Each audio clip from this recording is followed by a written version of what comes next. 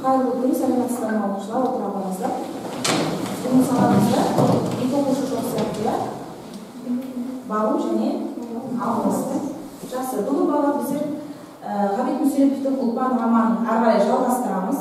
Біз үшінші сабағына келдік. Ең бірінші сабағында шығармамен таныстық, композиция құрылымын талдадық. Одан кейін екінші сабақта Ұлпан бейнесін талқылаған едік, солай ма? Бүгін біздер шығармадағы Ұлпан романындағы көркемдеуіш құралдармен жұмыс жасаймыз және әдеби шығармадағы психологизмді анықтайтын боламыз. Бүгінгі сабағымыздың мақсаты не сонда балалар?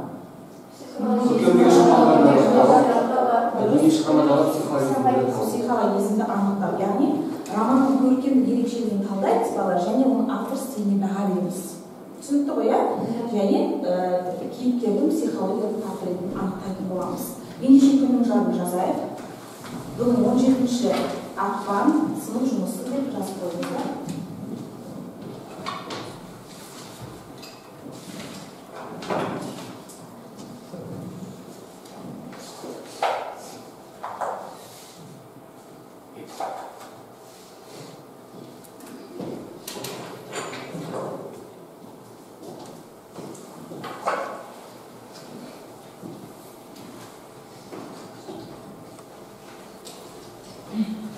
Жазыққа? Ендеше бала бүгінгі сабағымыз 3 бөлімнен тұрады. Сөз иесі, сөз сыры, сөз киесі деп аталады. Біріншісі бұл сөз иесі. Сіздерге қазір ортаға шақырамын, келіп мына карточкаларды алып, шеңберге тұрып, осы карточкада берілген сөздің иесі кім шығармадағы? Соны табуыңызды сұраймын. Яғни ол кімнің сөзі? Және ол қандай оқиғаға байланысты айтылған, соны айту керек боласыздар. Шығарманы еске түсіріп алайық, иә? Ал келіңіздер.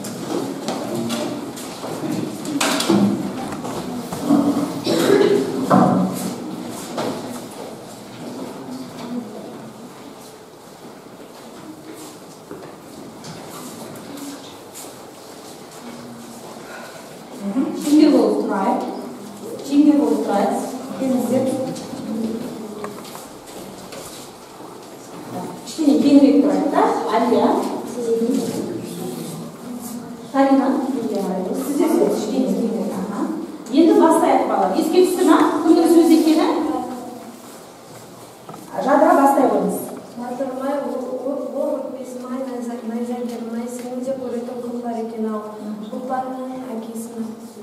Дұрыс. Кім еді оның әкесінің есімі? Артықбай Батыр. Бұл қандай оқиғаға байланысты айтқан сөзі?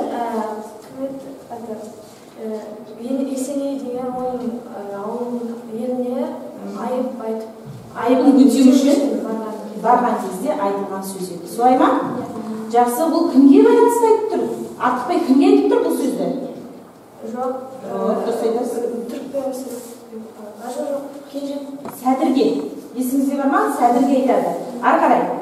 Апырау бұл кімнің қызы болды екен? Есенейдің сөзіне балар. Түрікпен Мүсіреповтің сөзі.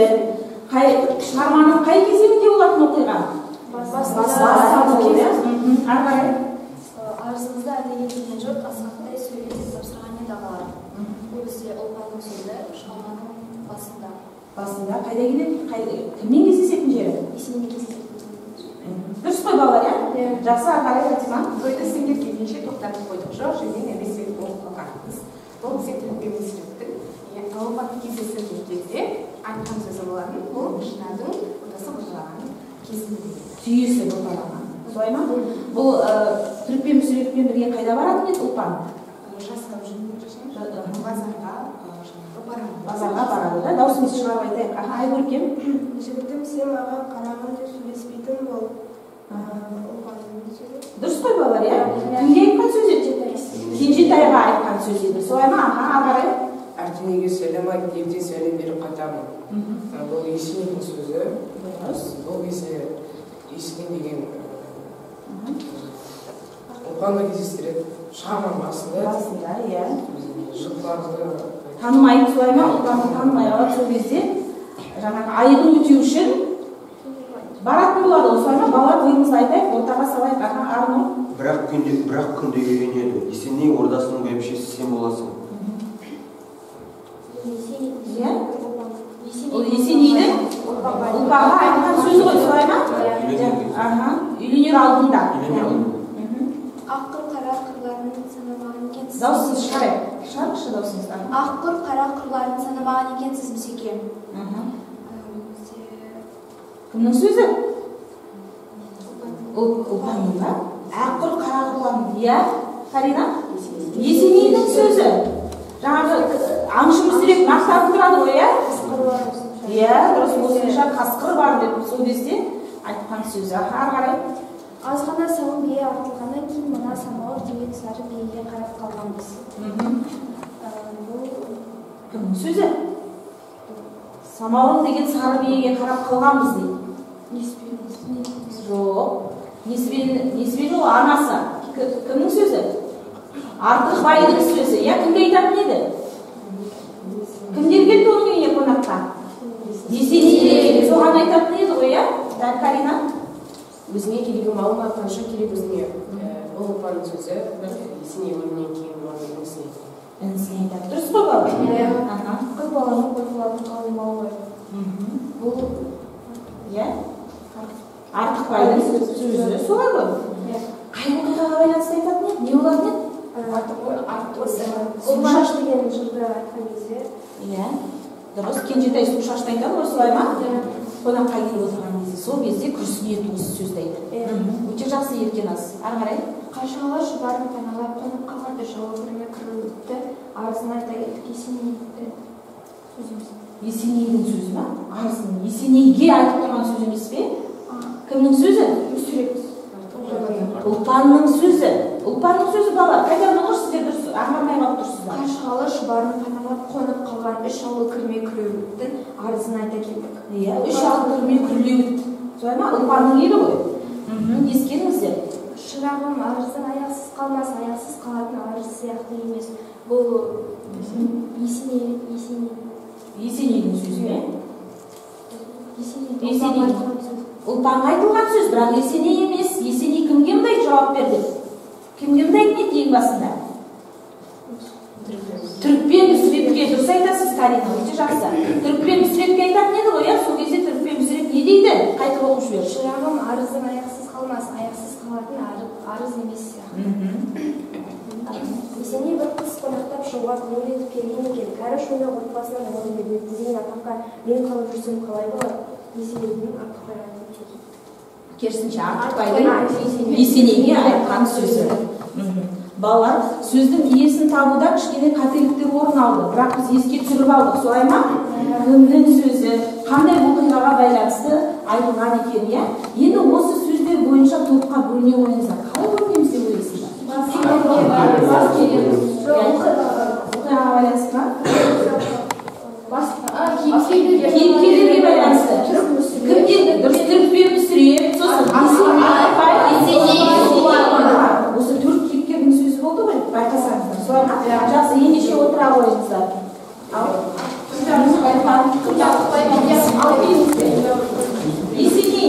Есенейдің сөзі мында қойыңыз, иә?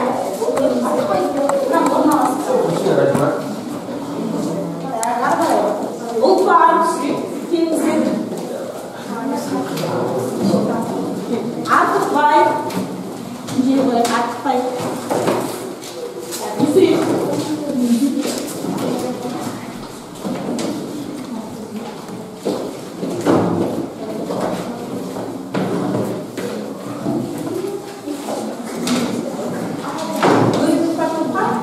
Тамаша, жақсы. Енді балалар, манағы сабақтың мақсатын естіп жүрейік. Бүгін не істейміз деді? Автордың стиліне және психологиясында анықтаймыз, яғни кейіпкерлердің психологиялық портретін анықтаймыз деген сөз. Жақсы. Ендеше көркемдегіш құралдарға түсейік. Бірінші жұптық тапсырма сіздерге балалар, телефондарыңызды алыңыздар. Мен айтқан болатын ғой, сабақта телефондарыңыз қажет болады деп. Жұптық тапсырма. Сіздер бірге орындайсыздар, үшеуіңіз, сіздер үшеуіңіз үштік боласыздар. Қалғандарыңыз екі-екіде. Телефондарыңыз бар ғой, сілтеме сіздерге жіберілді, солай ма? Сол бойынша кіресіздер, сілтеме бойынша кіресіздер және сәйкестендіру тапсырмасын орындайсыздар. Жұпта ақылдаса отырып. Сұрақ бар ма? Tapsırma түсінікті ме? Не істейміз? Сәйкестендіресіз. Жақсы бірсе екен жақында. Ажар, сіз бірлесіп жұмыс жасаңыз.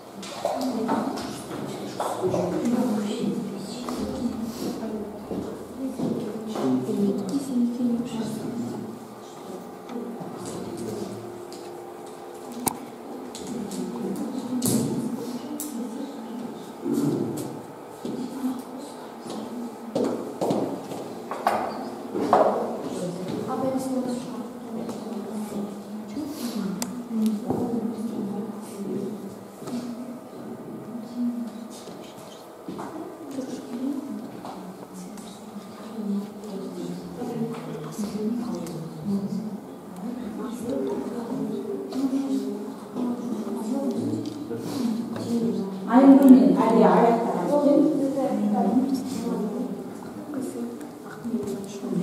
Var mı? Ödün tutsan sizde?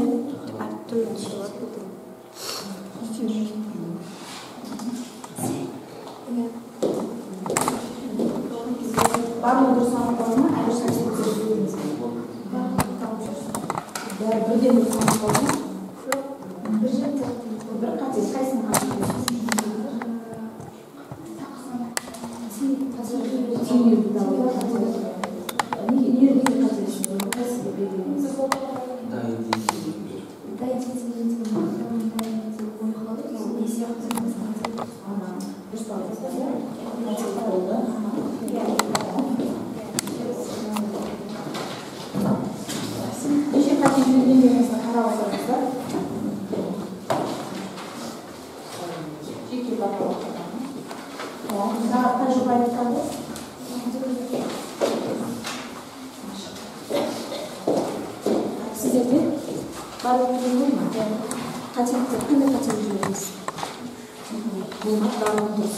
Size kaçırıp bulmadı aşağı.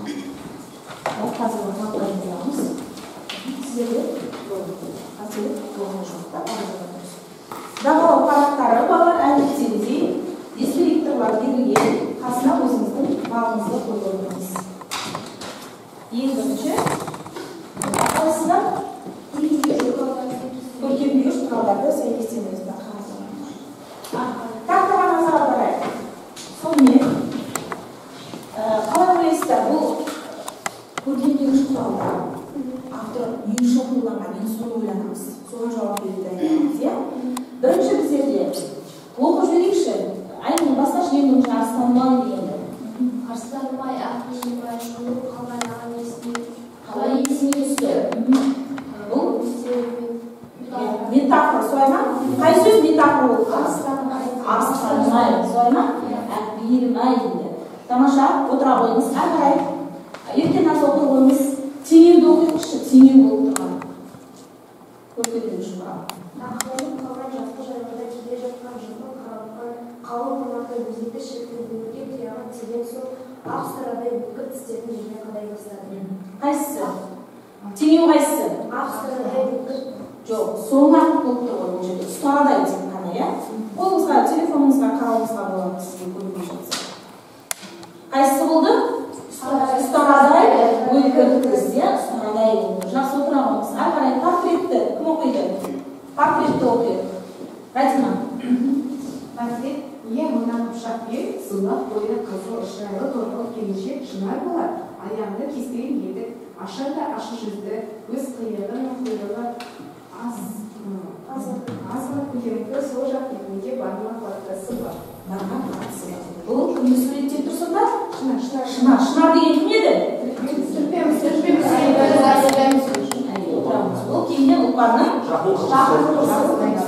Жақсы, Аннұр? Эпитет. Көз жетпес жиекке дейін созылып, керіліп жатқан кең алқапшысына мақтағандай екен. Жұта қалың ормандар. Дұрыс па? Қайсы эпитет болып тұрған қолданыстар?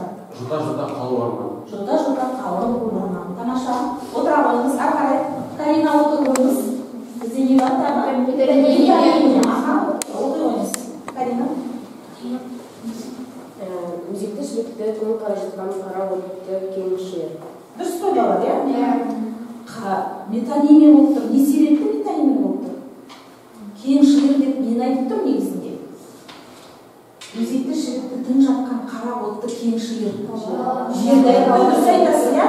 Бірақ оны жер, кең алқап, дала, шүйгін, көл, мол деп көл сөздің орнына бір ғана осы алмастыру арқылы шартты түрде осылай жеткізген екен. Жарайсыздар, отыра қойыңыздар. Яғни сәйкестендіруде бізде қателік жіберген жұптарда болды. Көпшілігіміз дұрыс орындағансыздар. Енді сол бойынша бағалап қойсаңыздар. Сонымен бұл біздің сабағымыздың сөз сыры деп аталатын кезеңі бар, иә? Енді келесі ары қарай сіздер осы көркемдегіш құралдарды автор не үшін қолданып тұр? Соны айтуларыңыз керек. Бірінші топ сіздер эпитетті не үшін қолданған жаңағы шығармасында, сіздер екінші топ метафораны не үшін қолданып тұр? Үшінші топ сіздер метонимия және теңеу, осы екеуін аласыздар. Сіздер портрет не үшін қолданған? Жазушы не үшін қолданған? Ауызша талқылаймыз балалар, ауызша бірнеше талқылаңыздар, сосын айтатын боламыз.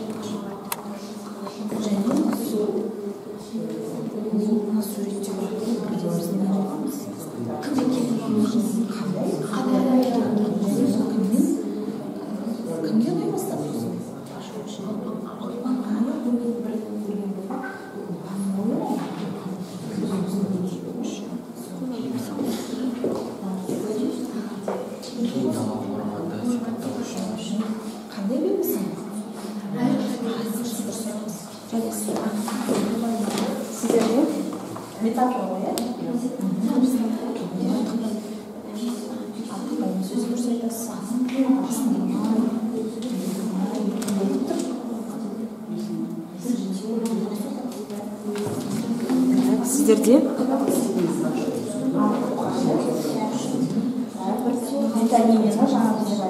жазу қажет емес, ауызша талқылайсыздар. Теңеу не үшін? Дайынбыз ба? Топтар дайын болды. Бізге берілген көркемдегіш құрал ол эпитет. Эпитетті автор ормандардың айрықша белгісін көрсету үшін қолданған. Дұрыс қой балалар, иә? Орманның айрықша белгісі. Келісесіздер ме балалар?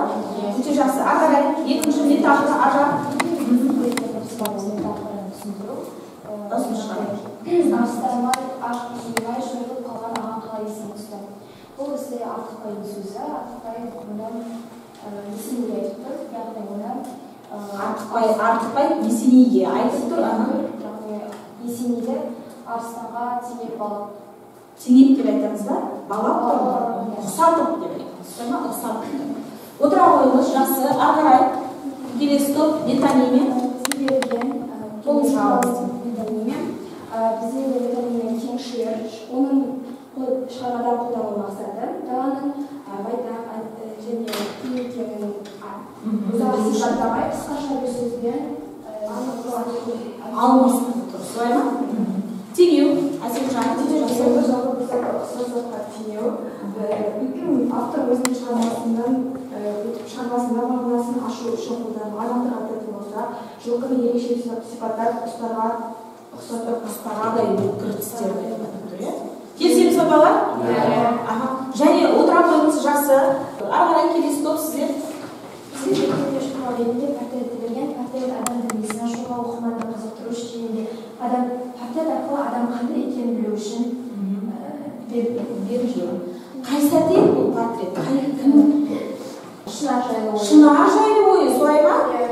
Шынар оған бірден ұнайды ғой, солай ма? Оның Шынарды бірден ұнатқанын осы портреттен байқауға болады. Отыра қойыңыз. Әрі қарай балалар, келесі жұмысымыз енді 4 сөйлем әдісі Попс формула деп айтамыз, солай ма? Дәптеріңізге автордың стиліне баға беріп, 4 сөйлеммен жаза қойыңыздар. Бірінші пікір, сонымен автордың қолданысын талдадық, солай ма? Автордың стилі, композициялық талдау барысында да біздер айттық. Енді өздеріңіз қорытынды жасай қойыңыздар. Бірінші пікір, екінші себеп, содан кейін дәлел, үшінші, содан кейін қорытынды. Менің ойымша, өздеріңіз бастап тұрыңыз.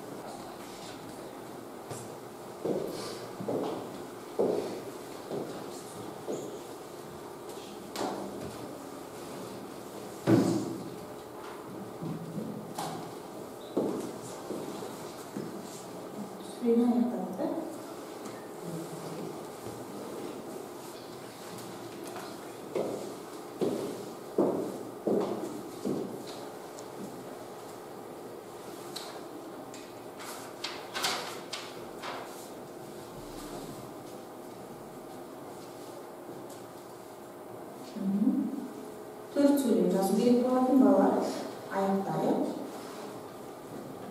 Жақсы. Жадыра бастап оқи қойыңыз.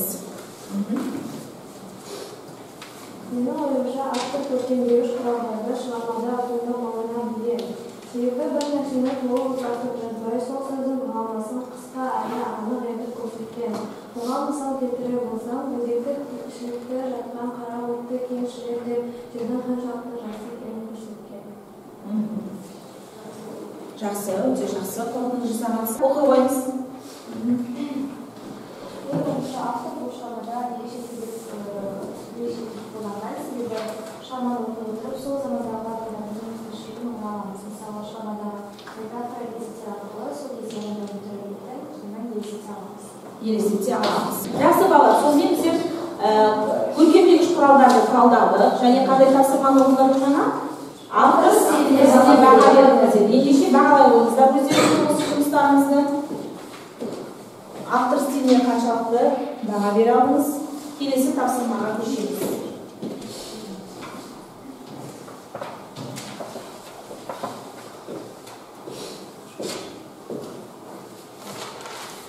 Бағалап па?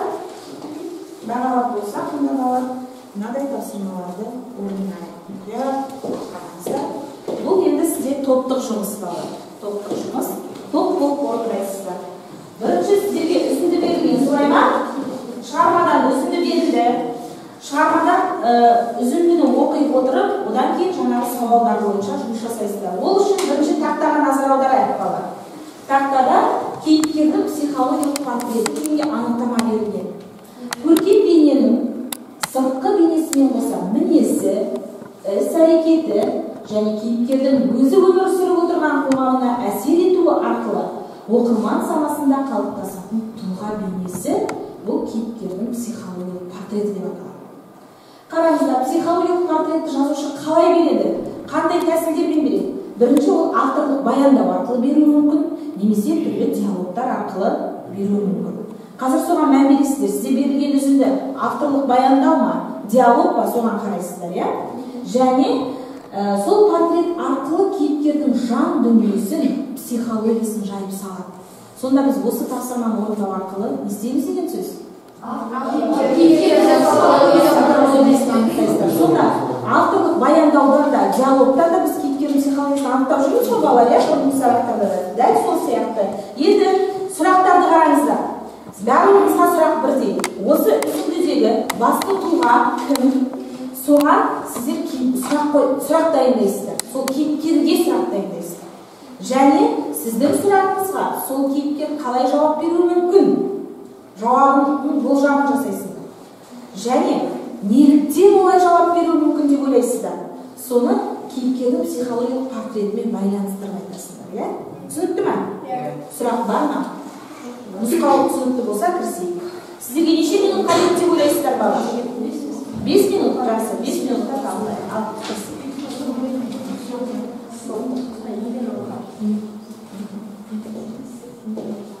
Оқыңыздар, бірінші үзіндіні оқып шығыңыздар да бастап.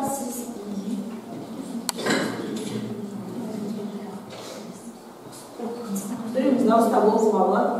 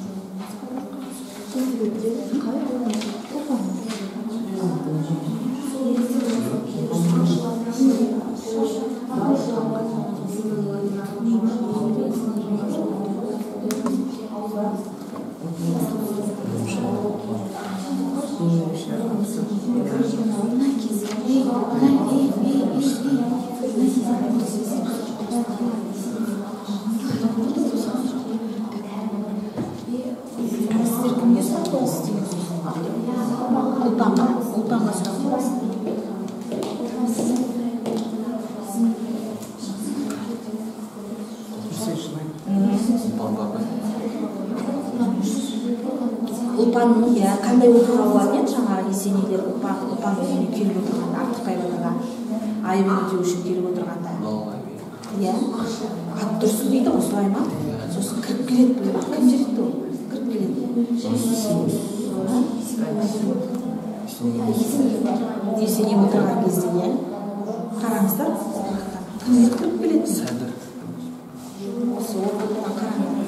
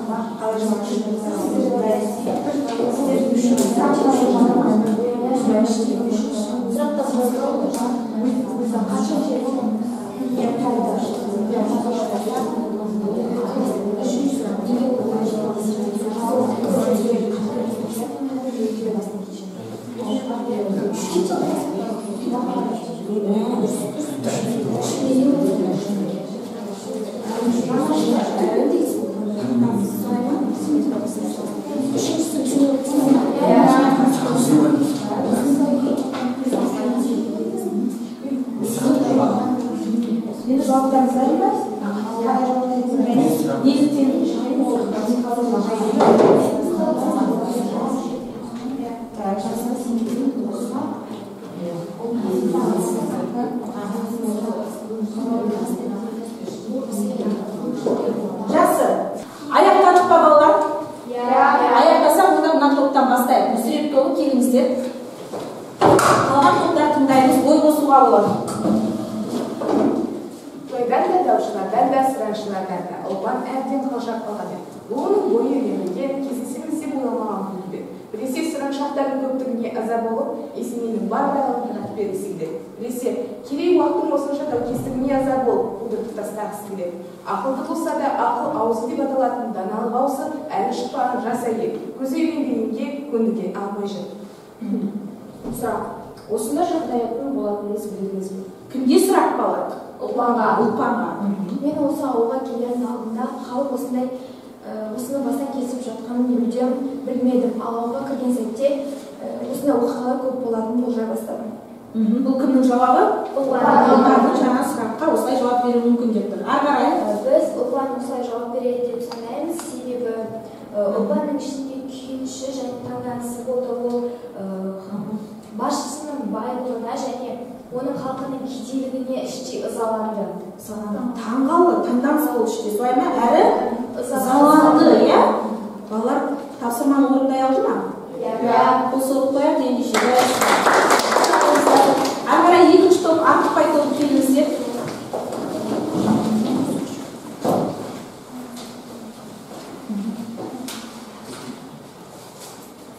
Оныша қалғанымыз жақсы болды, деді Ұлпан төрге шығып отыра беріп. Есенейге қоңыз қайырлы болсын айтуға келгенім жоқ, көшіріп әкетуге келді. Есенейдің жалғыз інісі айдалада жалғыз үй қалғаны ұят па? Ұят емес пе? Ауылының тұсынан өтіп бара жатқан Сибан көшіне бір адам бұрын келді ме сендерге? Неге бұрылмады? Сибан сені Есенейдің алдында айыпты санайды. Айыпты екені өтірік пе? Тыжырамай тұрап тұр. Ұлпанға сұрақ. Сол кезде сіз неге Еменалыны өзіңізбен бірге көшке алып кеттіңіз? Себебі мен Еменалыны алып кеткен себебім, мен елдің анасы болғандықтан, күйеуім Есенейдің жалғыз інісі Еменалыны алып кеткен себебім, өз басымда ғана емес, Есенейдің елін ойлап, осындай әрекетке барған болатынмын. Есенейдің абыройын, иә, солай ма? Елдің абыройын ойлап осындай әрекетке бардым дейді. Ары қарай? Біз Ұлпан осылай жауап береді деп ойлаймыз, себебі осы үзіндіні оқи отыра біз Ұлпанның даналығын байқай аламыз, және де бұл жерде Ұлпанда бір жағынан ашу келіп тұр, және де намыс сезімі ойма. Намыс сезімі басым, солай ма? Елдің жайын берді ғой, елдің намысы, елді ұятқа қалдырмау, иә, сондай бір ішінде сезім толқыныс болды деп ойлайсыздар. Жақсы, тапсырманы орындай алды ма балалар? Осы өтіп қояр енді. Жақсы отыра қойыңыздар, жарайсыздар. Ары қарай келесіздер, Ұлпан тобы, келіңіздер. Карина, Айгүлкен, Ажар. Оқиық. 40 жыл болса қайтейін, 40-қа келгенде біздің елдің Есеней сен болып қаларсың, оған дейін сен менің Есенейім бола тұр. Мен саған сұлу деп, жас деп қызықтым ба, болмаса Есенейдің орнына Есеней болатын адам деп қызықтым ба, оны өзім де білмеймін. Есенейге сұрақ, оған дейін сен менің Есенейім болып тұр деген сөзбен нені меңзедіңіз? Мен Ұлпанға сеніммен қараймын және оған үлкен жауапкершілік артылатыны сонша болашақта халқымды басқара алатынына сенемін. Біз Есенейге осылай жауап береді деп ойлаймыз, өйткені Есенейге осылай жауап қайтаратынына себепші оның халқына деген алаңдаушылығы және Ұлпанға деген сенімі және сезімі. Сенімді сезім. Кездестер ма балалар? Ел үшін алаңдап тұр ғой, иә? Қандай сөз айтатын еді жаңа? Ажар оқып жүрші? Ең соңғы жағындағы сөздерді. Мен саған сұлу деп, жас деп қызықтым ба, болмаса Есенейдің орнына Есеней болатын адам деп қызықтым ба, оны өзім де білмеймін. Бір жағынан ел үшін алаңдап тұр ғой, өз өркейіп келе жатыр жасы.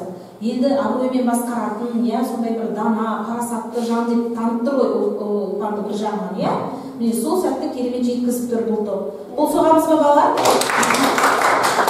Олайсыздар, отыра қойыңыздар, келіңіз. Келесі топ Есеней тобы.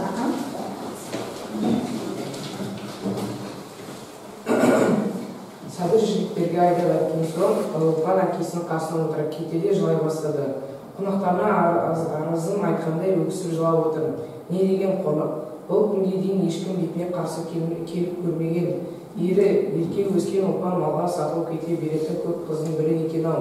Үйде қонақтар болмаса ғой, әлгі жігіттер мұны байлап матап алады да кетеді. Ерке болса да ер мінезі болушы еді, қорланып жығылады. Үйіне қадірлі қонақтар келген күні ұятқа ұшырап қалдым-ау деп ұялағанын жылады. Ұлпанға сұрақ, бала күнінен атастыру сіз үшін дұрыс па? Ұлпанның беретін жауабы біздің ойымызша, бала күнінен атастыру ол дұрыс емес. Өйткені әркім өзінің сүйгеніне, өзінің ғашығына қосылуы тиіс. Неліктен бұлай жауап береді деп ойлайсыз? Өйткені біз осы үзіндіден Ұлпанның ішіндегі өкінішін, өзінің іштей жеген мұңды байқаймыз ба? Осыны ол жылау арқылы шығарды. Жылау арқылы шығарды, өзінің жай күйі ғой сол кездегі. Не үшін жылап, қандай оқиға болып еді? Есенейлер Артықбайдың үйіне келіп отырғанда қандай оқиға орын алып еді? Иә, атастырып қойған жерден қуғыншылар келіп не істейді? Иә, алып кетуге келеді. Бас салат солай ма? Бәрі жүгіріп кіретін еді ғой үйге. Міне сол сәтте жаңағы оларды алып кеткеннен кейін, жаңағы қуып келген адамдарды алып кетеді ғой. Сонда Ұлпан не істейді? Жылайды, солай ма? Жылайды. Осы жерде Ұлпанның жай күйін жаңа мына топ айтып берді. Иә, қосып оғамыз ба балалар? Енді балалар тақтаға назар аударайық. Сонымен қолдарыңыздағы үзіндіні қараңыздар. Автор кейіпкердің психологиялық портретін авторлық баяндау арқылы ма, диалог арқылы жеткізген бе сіздің үзінділеріңізде? Сізде авторлық баяндау арқылы, сізде диалог арқылы, баяндау арқылы, сізде авторлық баяндау арқылы. Сонда кейіпкердің психологиялық портретін жеткізудің осындай жолдары бар екеніне көз жеткіздік, иә? Ендеше балалар бүгінгі сабағымызды сонда жаңағы сөздің киесі деген 3-ші бөліммен аяқтап отырмыз. Сонда кейіпкердің образын жеткізуде, бейнесін ашуда, оның психологиялық портретін көрсетуде әрбір сөздің өзінің қолдану орны бар және оның белгілі бір рөлі бар деген сөз. Солай ма? Жаңағы баяндаулардан, диалогтан біз оны байқап отырмыз. Ендеше сабағымызды қорытындылайық балалар. Бүгін сонымен сабақта біздер шығарманы еске түсірдік. Солай ма? Бірінші мазмұнын не арқылы еске түсірдік? Кейіпкерлерді арқылы еске түсірдік. Бірақ қателіктер орын алып жатты. Бұл сіздерге бұл шығарманы тағы бір қайталап оқып шығуға мен кеңес беремін сіздерге балалар. Біздер оқып шығып тұрмыз, мазмұны біліп тұрмыз, бірақ әрбір сөзге мән беріп, әрбір сөздің иесі кім не айтты, қай жерде айтты, соны жаңа көңілге тоқып, зердемізге тоқып алуымыз керек. Жақсы, әрі қарай көркемдегіш құралдардан қателескен жоқпыз, солай ма? Бір жұпта ғана қателік болды, қалғандарымыз қателескен жоқпыз. Тамаша, жақсы орындадыңыздар, автор стиліне баға бердіңіздер. Және ең соңғы топтық тапсырмада кейіпкерлердің психологиялық портретін анықтай алдық па?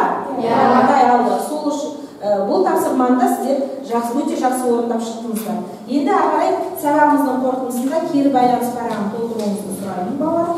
Және үй тапсырмасын аласыздар. Қазір оны жазып қоямын.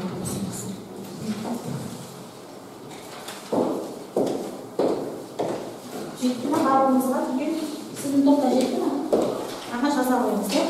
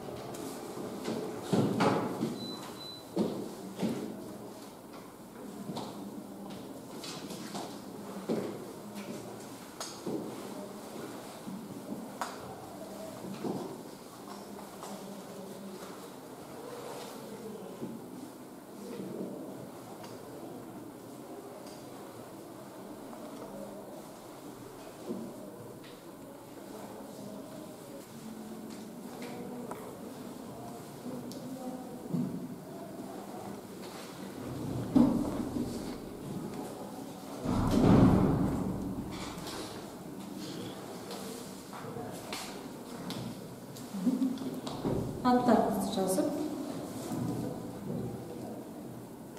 Кері байланыстарымызды оқиық. Кім оқиды?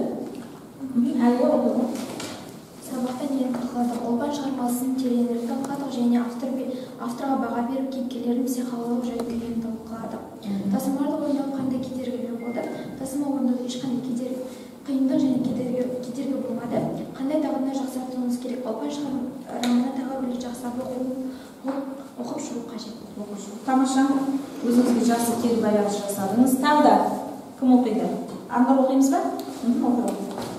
Сабақта нені талдадық? Берілген сөздің иесін таптық, көркемдегіш құралдарды таптық, психологизмді анықтадық. Тапсырмаларды орындауда қандай кедергілер болды? Көркемдегіш құралдарды сәйкестендіру мен сөз иесін табуда қателіктер болды. Қандай дағдыларды жақсартуымыз керек? Романды мұқият оқып, тапсырма барысын дұрыстап түсінуіміз керек. Тапсырма барысын мұқият түсінуіміз керек. Тағы да кеткен ас оқимыз ба? Сабақта нені талқыладық? Автор ұғымы қолдана білген көркемдегіш құралдарды және кейіпкерлердің психологиялық портретін талқыладық. Тапсырмаларды орындауда қандай кедергілер болды? Тапсырма барысында көп қиындықтар болмады. Қандай дағдымызды жақсарту керек? Ұлпан шығармасын тағы да бір қайталап оқу және де көркемдегіш құралдардың түрлерін ажырата білуді қайталау. Жақсы. Карина, рахмет. Байланысыңызға. Карина оқиды. Сабақта нені талдадық? Ұлпан романындағы көркемдегіш құралдар мен кейіпкерлердің психологиялық портретін талдадық. Тапсырмаларды орындауда қандай кедергілер болды? Менің ойымша кедергілер болған жоқ. Қандай дағдымызды жақсартуымыз керек? Ұлпан романын қайталап оқу артық етпейді деп ойлаймын. Жарайсыздар. Рахмет балалар, кері байланыстарыңызды тапсырасыздар. Бағалау парақтарыңызды, есімдеріңізді жазып, маған бере қойыңыздар. Үй тапсырмасы, қарай, 15-ші тапсырма, оқулықтағы 15-ші тапсырманы аласыздар. Нұсқаулы бары сөйтіп жазылған. Үйден орындап келесіздер. Сұрақ бар ма балалар? Жоқ болса сабақ аяқталды, сау болыңыздар.